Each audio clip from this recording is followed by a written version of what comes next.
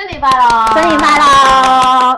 話咁快，亦嚟到呢個2026年嘅1月1號。冇錯，哇，非常之快啊！咁快就唔見咗個2025年啦。我哋歡迎2026。冇錯。咁好啦，好我哋前一集就做回顧啦。嗯，咁今集就梗係講 to do 啦。係啊，我哋呢個2026展望將來啊，冇錯，有啲乜嘢你覺得係要做？係我想喺2026年達成到嘅目標啦。我從良啊，決定要揾個學科嚟報咗佢。我以為你話結婚添，從良啊嘛，原來讀書啊。係啊，我結婚就遲先啦，唔到我話事啊呢啲嘢。OK，係啊睇片嗰個唔該，耶，度佢。係啊，咁其實係想揾個 master 報咗佢嘅咁樣，咁就係早排。其實咧係因為即係之前係偶然咁樣就知道咧，即係其實而家喺香港讀 master 咧，其實係有一定有1000個資助嘅學位咁樣嘅，咁就變咗你可以用平時你讀大學學位嘅資助學位嘅嗰個價錢去到報呢個碩士學位，咁我就覺得好抵啊！所謂嘅底係幾錢啊？好似係你當大約俾5萬蚊咁樣咯。咁、當然你係要好勤力咁樣去考試啊，咁樣做功課俾佢咁樣啦。咁然後過到關，咁你就有個碩士學位啦。我都唔明嘅，我呢啲讀書得嘅人咧，我發現我最近先發現咋。我啲朋友係識咗好耐啊嘛，但係平時都唔會問你係咩學歷噶嘛。其實我發現咧，原來我身邊啲朋友全部啲學歷都好高嘅。真㗎？真㗎？點解同我做朋友嘅？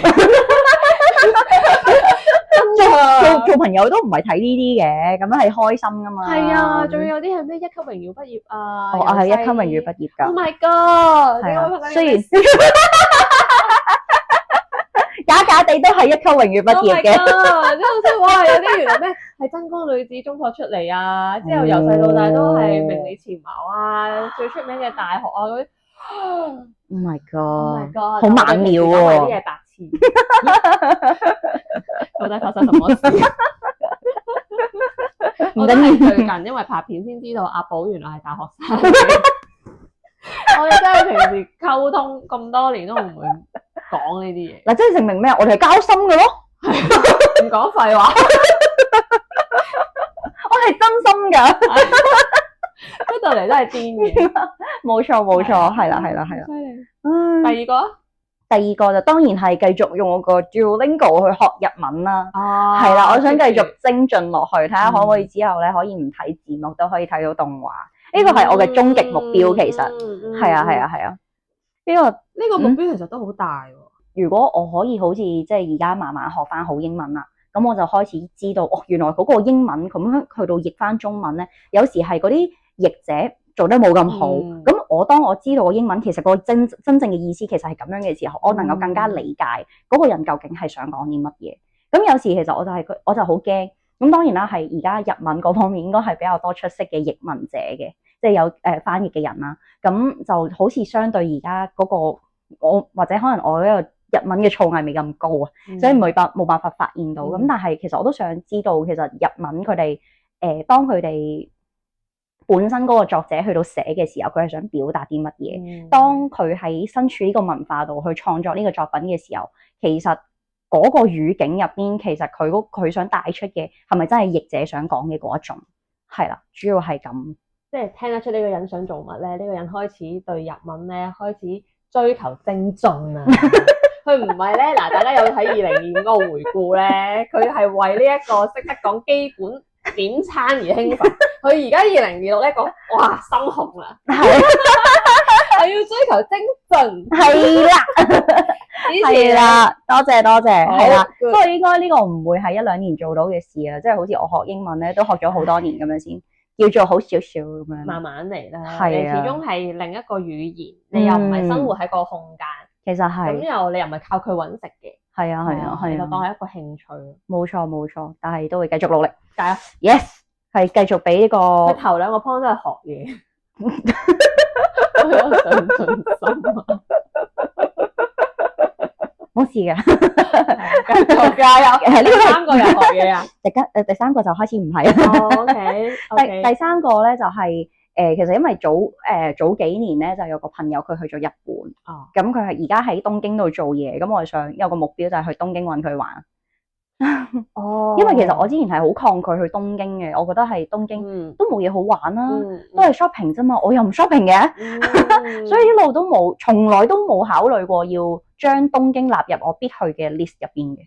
但係咧就係因為呢個 friend 佢喺東京，我諗可能東京都有啲嘢可以玩下嘅咁樣，所以就應該嚟緊26年睇下會唔會去東京度揾佢玩啊。好啊好啊，係啦，一年去1-2次旅行係必須嘅，香港人。我都覺得係最 basic 㗎啦，冇錯，即係需要呢個時間去到放鬆下個人，係要離開下。冇錯，係啊。跟住咧就係呢個目標係想比較近期可以完成到嘅，就喺農曆新年之前咧，就要將啲舊嘅衫同埋冇乜用嘅舊物咧抌咗佢，一定要，必須要，係啊！我由睇先12月開始已經為呢一個農曆年而作準備。我而家定嘅就係我有幾中意，你要擺咩咧？你要擺你中意嘅，都係啊，所以你第時買嘢都係咯，有幾中意，唔係需唔需要，係有幾中意。冇錯，我都覺得係。唔係咁中意，唔好帶翻屋企。係啊，都因為佢真係擺喺度壓住你個位啊。我哋香港人空間又細，係啊，咁你又唔想成日都買嘢噶嘛？你啲消費嚟噶嘛？你嘅錢係咪應該留嚟買一啲你110% 中意？冇錯，所以大家可以考慮下咁。冇錯，唔係淨係需唔需要，需要其實好多嘢都唔需要。咁樣講又好似都幾合理，因為你就會係你翻到屋企就係你屋企入邊嘅嘢都係滿愛住嘅嘢先至會喺度。係啦，你真係好中意，你先會容許佢存在喺你屋企。幾好，參考。係要好，咁呢個都係個比較近期要做到嘅目標啦。咁跟住第5樣就當然係繼續保持呢個運動嘅習慣。得嘅，係啊，一個禮拜都3日咯。Yeah， 又有人陪，冇乜藉口會斷嘅呢啲。其實係，好堅持咁樣可以做到落去。係啊，咁就都係 keep 住可能一個星期3日咁樣啦，都係好似之前咁。但係嚟緊就會想睇下個體脂比例可唔可以減低啲。而家有做咗一個努力嘅，就係減少糖分嘅攝取嘅。係啦。食少啲飯係咪啊？會食少咗飯啦，即係碳水嘅嘢會食少咗啦。咁亦都食少咗甜嘢嘅，即係啲甜嘢已經開始迴避啦。跟住就覺得其實係咁樣，好似個身體係舒服啲。一定會，係啊，一定會，因為糖咧如果大家去留意下個身體咧，你食完啲好甜嘅嘢咧，你個人會呆滯啲嘅。係啊，個腦會蠢啲嘅。我真係有留意過，真係啊，係啊，特別咧晏晝你食飽飯咧，已經本身都可能食咗飯氣功身，你再飲杯沸水咧，你真係要俾張床嘅。我真係覺得自己好似癱咗，好似醉咗咁，真係醉咗，我要瞓得啊！我個身體係調節唔到，之後所以我而家係減少咗飲沸水啦，亦都少食咗蛋糕。真係少食咗蛋糕。真係人哋生日先會食。係，冇錯。係，你會覺得係健康咗。冇錯，你個人係會清醒咗。係，同埋好似各方面都會舒服啲咯。輕咗，你個身體個感覺係輕咗。冇錯，係啊，所以就都係向住呢個健康嘅身體嘅目標進發。係啦，咁跟住然後咧就第6樣嘢就係養好同埋養活屋企嘅植物啦。因為之前咧，我買咗一棵空氣草翻屋企，咁跟住嗰棵空氣草咧，其實本身買翻嚟嗰陣咧，佢生 BB 㗎，佢側邊有粒細粒嘅珠喺嗰度㗎。唉，巴閉啦！結果咧，因為我唔識啊嘛，我就以為佢生 BB 喎，可以掹出嚟喎，跟住掹出嚟，跟住嗰粒嘢就瓜咗。去到後尾咧，即係康文署好好，咁佢之前有啲班咧就教你點樣種空氣草，咁跟住然之後就走去報啦，咁跟住然之後先知咧，原來空氣草係唔可以咁快分珠嘅。係啊，即係佢雖然係 BB 仔，但係其實咧佢未夠養分去到支撐佢自己啊，佢必須仲係依附住佢嘅父母咁樣啦。未出得世你就夾硬逼人哋出世啦。係啦，我就掹咗佢出嚟啊！咁跟住然之後咧，而家唔知係咪佢覺得好危險啊？佢唔生，而家可憐啊！人哋冇咗個 BB，仲要幾時先會再有下一個 BB？係啊，你同佢試下同佢講，心噏啊，真係同佢講，係啊，你話我已經 ready 啦，我而家有充分嘅信心可以幫你接生，我一努力下，試下翻去同佢講，係啊，每日同佢講一次。咁跟住然後咧第7個目標啦，咁就係同呢個情緒和平共存。呢個應該不限於2026啦，係嘛？係呢個係人生目標。呢個人生目標真係係啦，超難冇，唔容易嘅。但係我諗可能最近冇乜大事發生，所以感覺好似都共存到咁樣。係啦係啦，咁我都希望係可以繼續喺呢個狀態度啦。即係如果有一啲嘅情緒嚟到，就係學識點樣去到同自己去到共處咯，而唔係將個情緒就咁掉個波出去咁樣咯。好似學定一個防禦咁樣。係啊係啊，買定個盾咁樣咯。係啦，買定個盾，着定啲衫。係啊啦，係啊，冇事，咁樣有個盾啦，擋一擋，係啦，冇錯冇錯，係啦。咁跟住即係同埋學識點樣去到畫一啲嘅健康嘅界線咯。係啦，呢個都係我2025學緊嘅嘢喎。係啊係啊，因為以前就係好容易就會乜都同人話好啊，跟住咩人嗌我出去都話好啊咁樣。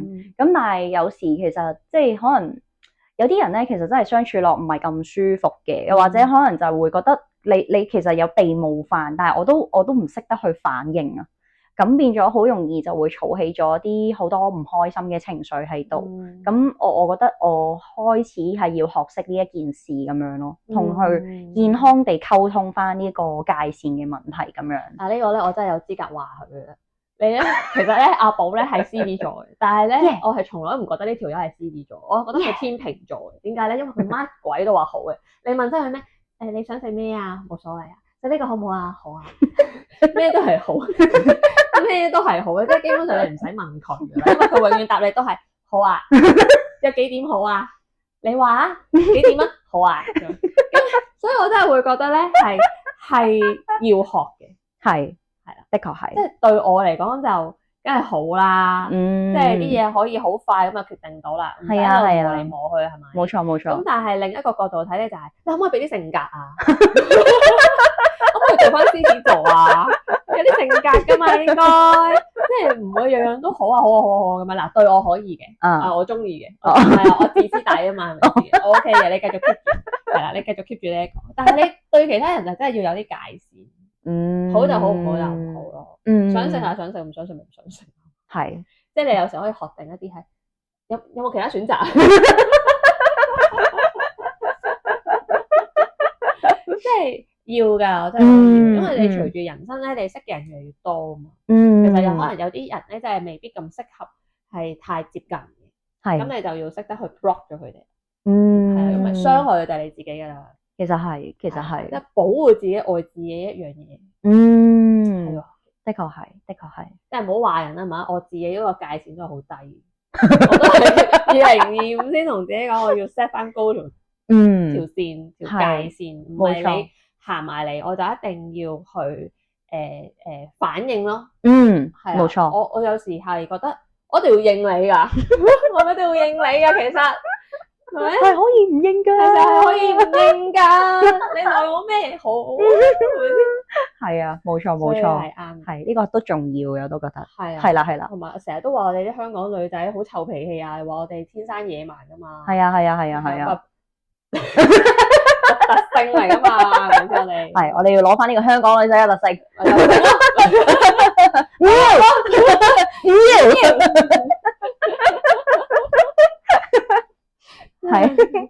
係好，咁跟住然之後第8樣嘢咧，就係由你同我講話你學紫微睇咗嗰2本書，嗰個寫手咧，作者咧係用字好準確，冇錯字之後咧，我覺得我想學嘅。你想學乜嘢？我想學用準確地表達所有嘢。OK，點樣定義啊？人哋就話學術啫，唔係，即係因為是咁的，係啦，因為咧，即係之前咧就係睇咗一個台灣嘅 podcast，佢叫 KK Show，係啦，唔知有冇睇啊？咁總之就係 Ken and Kylie 佢哋兩個開嘅一個 podcast 啦。咁佢哋咧嗰陣就喺度忽然間，佢哋本身係講平時咧係講國際新聞嘅，跟住佢哋嗰一日咧就突然間喺度講起，佢就話。其實咧，你知唔知啊？我哋最近咧訪問嘅嗰啲嘅來賓咧，全部都係嗰啲專業人士啦。然後最緊要係咩啊？佢哋用字都好準確，冇贅詞，冇咁多累贅嘅用字喺度嘅，全部都法官嚟。跟住唔係，執着啲字係啦，跟住然之後咁佢就話其實咧，我覺得咁樣咧都係幾好嘅，你先會覺得你呢個人係好專業噶嘛。唔係首先，但係聽嗰個人要識先得㗎。唔係嗰個意思係即係點講咧？唔係講緊佢一定要用緊一啲專業嘅用詞，而係講緊佢嘅用字好準確，冇咁多模糊嘅位置，令你有咁多猜度嘅位啊。係啦，咁呢個就係個位啦。跟住點學啊？就係要不停咁樣練習，即係要加多啲字嘅量咯。唔係應該點講咧？譬如佢哋呢兩個主持人啦，佢哋就係佢哋講新聞啊嘛，平時一個星期講一次國際新聞大事咁樣。咁佢哋會講啲咩咧？佢就話啊呢件事呢個新聞咧就然後咧點點點，跟住咧點點點，然後咧點點點，跟住咧點點點咁樣。咁佢哋就話其實咧呢個係一個好累贅嘅詞，而 which 其實佢哋係可以唔使用咁多嗰個然後咧跟住咧咁樣嘅，其實就直接講就得㗎啦，係嘛？係啊，所以就係我想學到啊，我都覺得佢哋咁樣講完好有道理，就係覺得你去到準確咁樣表達之後咧，係啦，你知唔知我另一樣諗到嘅嘢係咩啊？平時咧啲人話咪許願咧，或者係揾月老咧講條件咁樣嗰啲咧，你要好準確咁樣許願噶嘛？哇，咁呢個咪即係其實同顯化有關哦。OK， 精準係啦，精準。係啦，就係無論你自己嘅表達要準確又好，定一話係你許願又好，都係應該要準確。咁大家先冇咁多猜度，就係你想要啲咩啫？其實你想講啲咩啫？其實咁樣。咁我覺得呢個對我嚟講會係一個都大嘅目標，因為我都覺得係唔係本身都唔覺自己係咁累贅嘅。直到咧，我係後尾咧，我哋開始咗呢一個即係你呢一個節目之後啦。咁跟住然之後咧，有時我會聽翻我自己講啲咩噶嘛，跟住聽完之後。哇，好累贅，唔係我講緊我自己啫，係啦，跟住就哇搞唔掂喎，原來我而家講嘢係咁嘅樣，搞唔掂喎，大佬真係，我就係懶音多咯，係啊，我就係懶音多咯，哦，咁但我冇諗過去糾正佢咯，跟住我糾正完，大家聽唔明，懶啫懶，係啊，咁所以就想做好呢件事咯，好，係啦，咁大家期待咯，係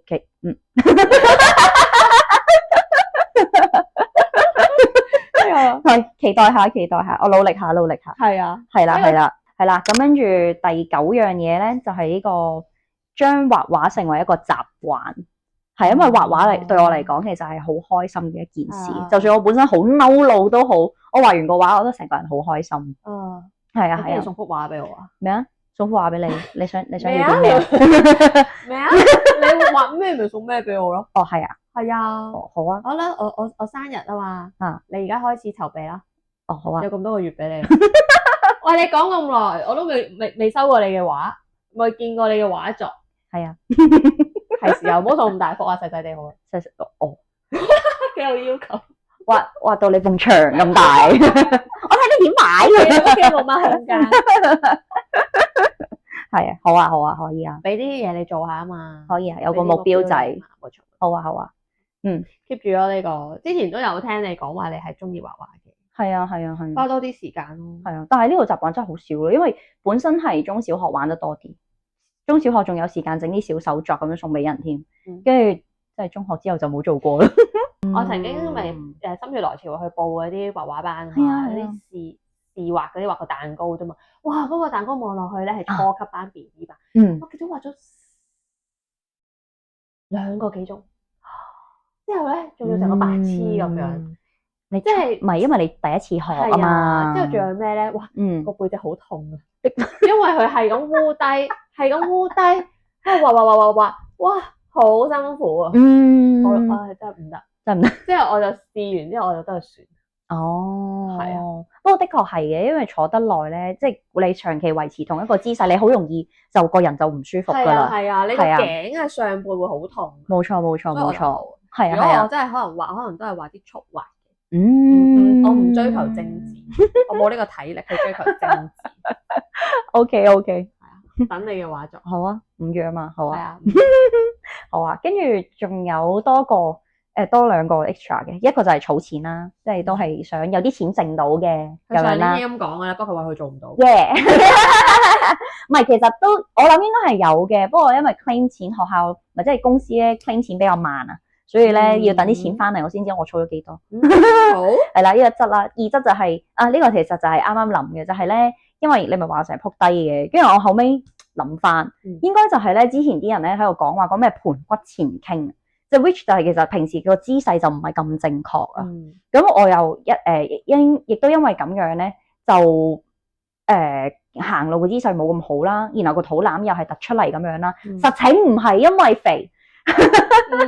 其實係個姿勢唔正確，所以先至令到嗰啲嘢擺到錯晒，先至咁樣突出嚟。會係啦，同埋就係我寒背啊。其實呢件事我想糾正好多年噶啦，不過我想將佢放入我今年嘅目標入邊，真係的起個心肝去搞掂佢。我做緊啊呢樣嘢，因為我有寒背嚴重嗰啲人，之後我而家係做嗰啲類似擴胸，不停做呢啲咯。擴胸之後我可能行過見到道門咁就行埋去咁樣，怕咁樣咯。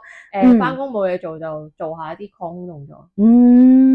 其實係要啊，係啊。同埋我都好驚咧，咁啊之前啲人咧就話咩老人家好容易撲親就拜拜咁樣嘛。有排未到，所以就見到哇，第時呢個咪就係我。唔使第時啫，你一向都係你，唔使第時。大鑊啊！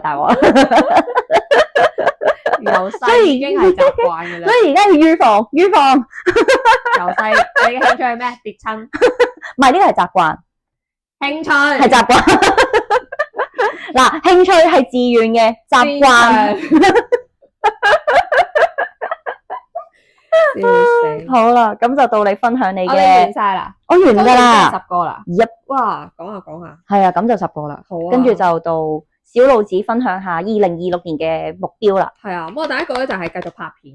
繼續拍片啦。咁但係就都唔會好頻密嘅。哦。係啊，即係好似而家咁樣，可能2-3個禮拜一個片咁樣咯。係都係輕鬆啊，開心為主。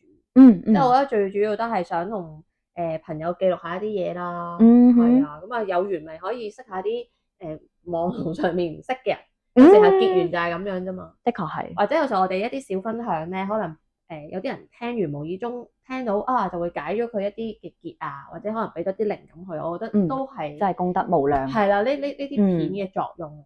冇錯。有時朋友同朋友之間傾偈就係呢啲啫嘛。咁所以就希望繼續可以輕鬆咁拍片。如果拍片變得好有壓力咧，就唔係我想做嘅事。的確係。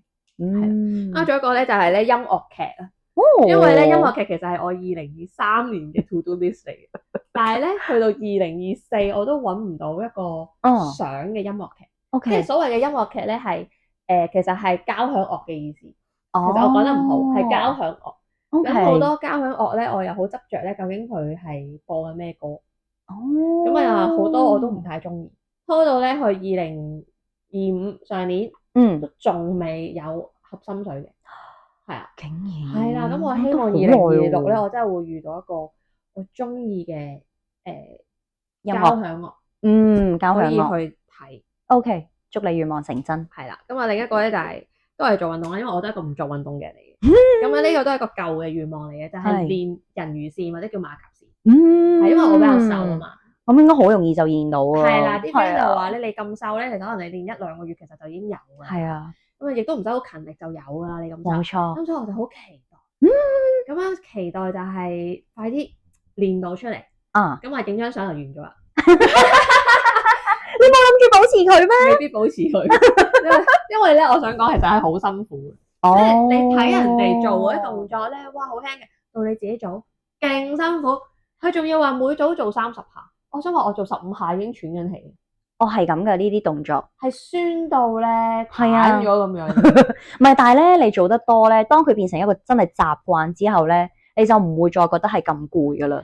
你就會覺得身心舒暢。真啊嘛？係啊，就係我而家我第一次做 gym 咧，唔係應該話我第一次做瑜伽，我幾年前做瑜伽嘅時候咧，就覺得哇好痛啊！但係去到後尾一個境地咧，就係因為嗰陣疫情啊嘛，有時又冇得上堂啊嘛。咁跟住然之後咁我被逼就要喺屋企度做啦，如果唔係生疏晒咁樣唔識做嘅喎。咁跟住我嗰陣咧，我就日日咧擺部電腦喺前面，跟住我就一路煲劇就一路拉咁樣。咁啊真係去到後尾就將佢變成一個習慣之後咧，你覺得咧就唔做真係周身唔聚財啊。跟住你做咗之後就覺得哇舒服晒，支持耶！另外一個咧就係聚會嘅質素。嗯，係啦。其實上年咧呢一個都係個 to do list 嚟嘅，但係上年個 to do list 咧就係減少聚會，即係太多朋友。咁但係我後尾就覺得唔應該係咁。係啦，係應該咧係盡量可以將人 group 埋佢。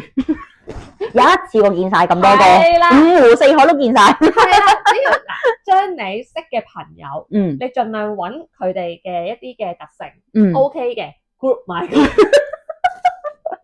好有效率啊！我中意。或者咧係重視聚會嘅質素。呢個係我重視嘅嘢。可能以前會約朋友去行街睇戲食個飯咁樣，但係而家我會發現，譬如拍個片，講一啲有質素嘅嘢啦，或者係同朋友去食嘢嘅時候咧，唔好揀啲食粒半鐘就完嘅嘢。可能可以俾你係慢慢坐、慢慢食、飲下酒，或者係一個好慢嘅晚餐。邊爐嘅話咧，唔係嗰啲個半鐘趕你走嗰啲。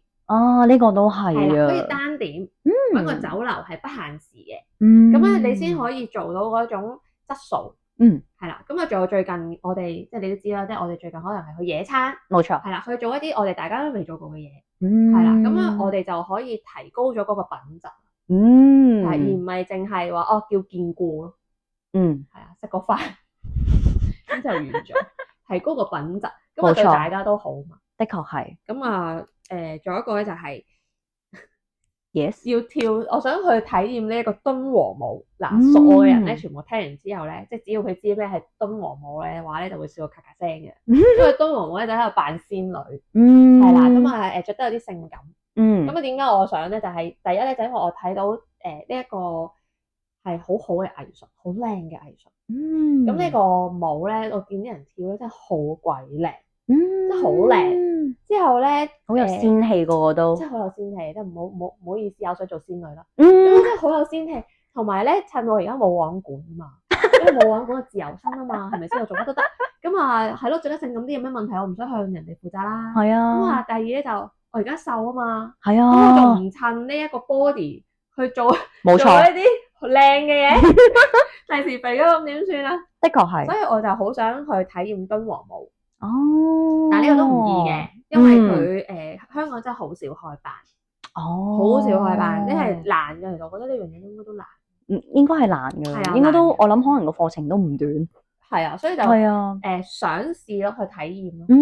期待希望可以夾到時間。係啦，你練到條馬甲線，然後就即刻開班俾你。係啊，練到條馬甲線可以露埋條馬甲線。係啊，變晒，哇正真係，仙女有馬甲線。冇錯。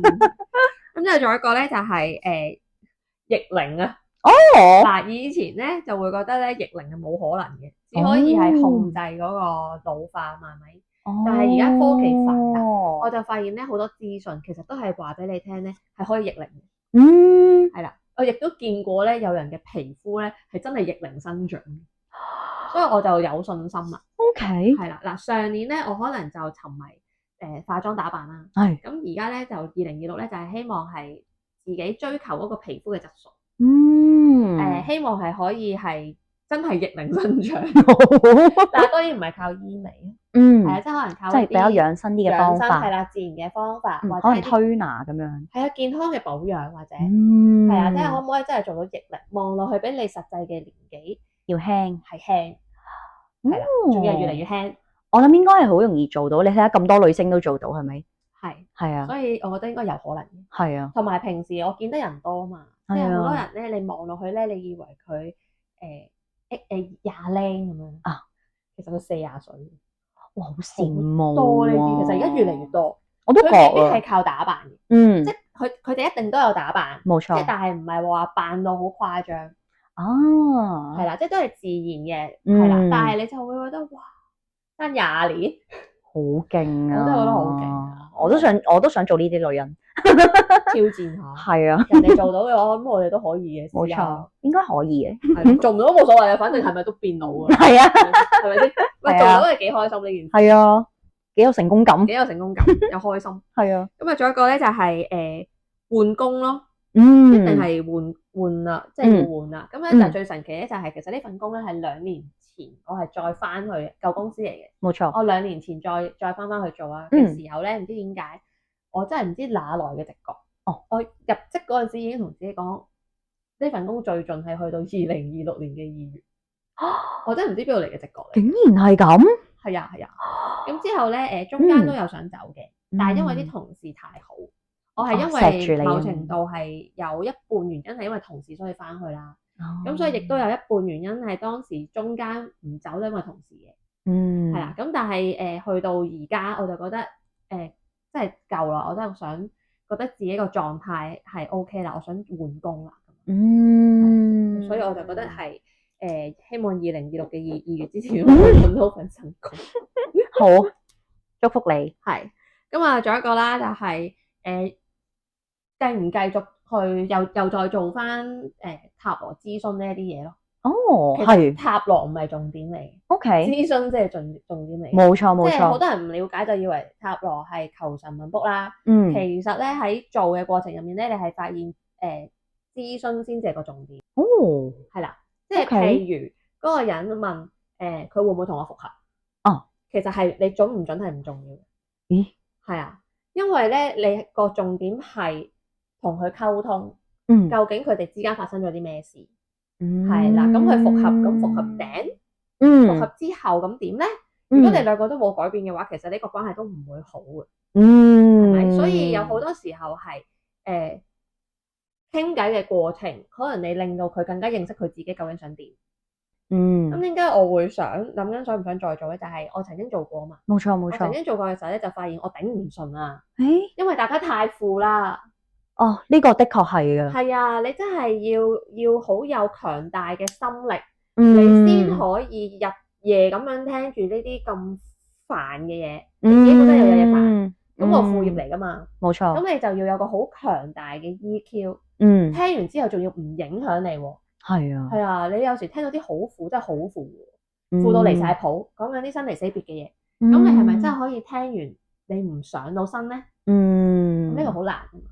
的確唔容易。係啦，咁但係經歷咗2025啊嘛，即係有一個好大嘅自我嘅提升，我就覺得我自己個心力咧，好似比以前更加強大。更加強大，因為我識得劃界線啊嘛。即係而家識得自我保護啦，劃界線啦。咁所以可能就會考慮。可以考慮再做翻，好有心嘅塔羅師。係啊，當然都會收錢嘅，俾錢啊，大家要係啊，生活嘅。只不過係可能個目的其實係真係想，的確係想大家都好啲嘅。係啦，都係想大家會好啲。即係希望係你俾完個錢，傾完個偈，你係有得着。的確係嘅，係。咁啊，仲有一個啦，仲有一個咧就係啲神奇嘢嚟嘅。呢一個咧其實唔係我可以做到嘅嘢嚟嘅，係天安排嘅。OK，係啦。就係咧見多啲人發光，係啦，咩嚟咧咁樣？其實我好細個咧就小學嘅時候就曾經見過一個大我2年級嘅一個男仔。我見佢嗰刻咧，佢係發光嘅，佢係長期發光嘅嗰個人。嗰個小學同學大我2年，男仔嚟嘅，長期發光。之後咧我就當時唔識啊嘛，咁我咧就暗戀咯，我覺得自己係暗戀。暗戀到佢畢業，即係你以為嗰個係 spotlight？ 係啦，細個已經小學已經春心動啦。早熟的少女。咁但係咧，而家回想翻咧，唔係，係因為佢發光。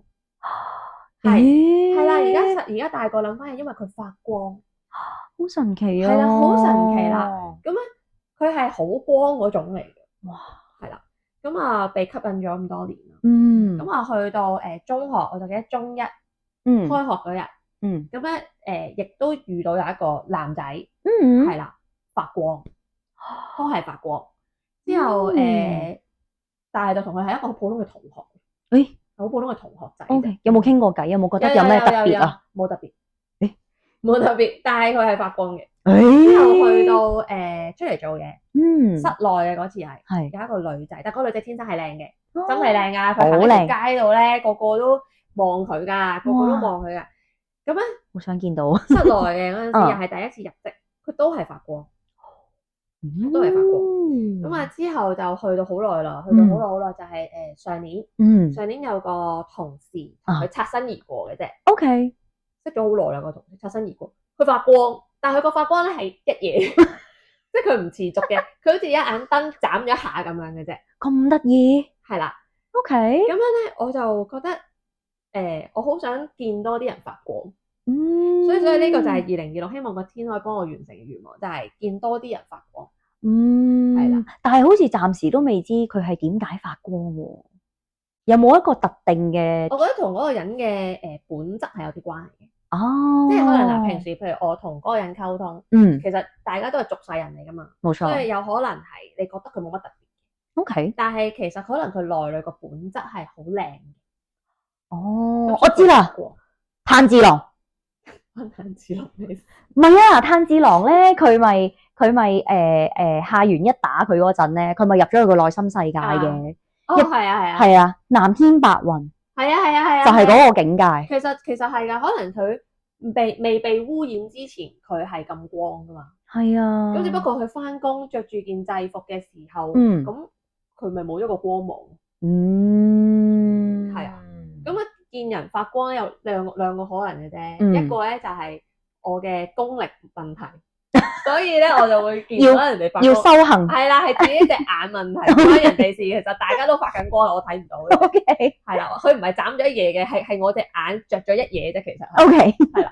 咁啊，第二當然頭先嗰個可能啦，但係真係可能好即係本質好靚嘅人，真係可能唔多咯。係啦，即係都有兩個可能啦。期待你嘅故事分享啦。